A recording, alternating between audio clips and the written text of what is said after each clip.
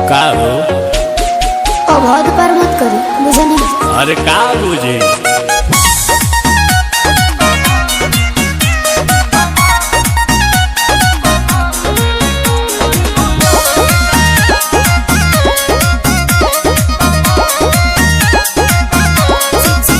शीतलहरी में बहरी न जाइए पिया, इस शरीर का समीर न बनाइए पिया। शीतलहरी में बहरी न जाइए पिया, इस शरीर का समीर न बनाइए पिया।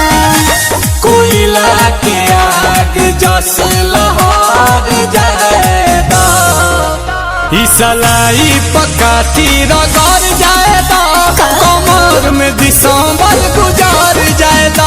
गरम हट के आहट भीतर जाएगा, कमर में दिसंबर गुजार जाएगा। ऐसे कैसे गुजर जाएगी?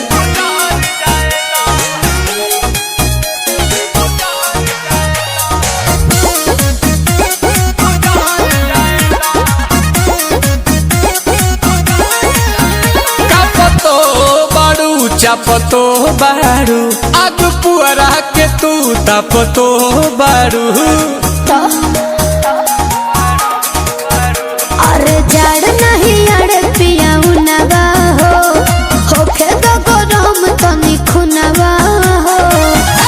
सारी पचिंगारी होई बार जाएगा, तो सलाई पकाठी रगड़ जाएगा, कमर में दिसंबर गुजार जाएगा।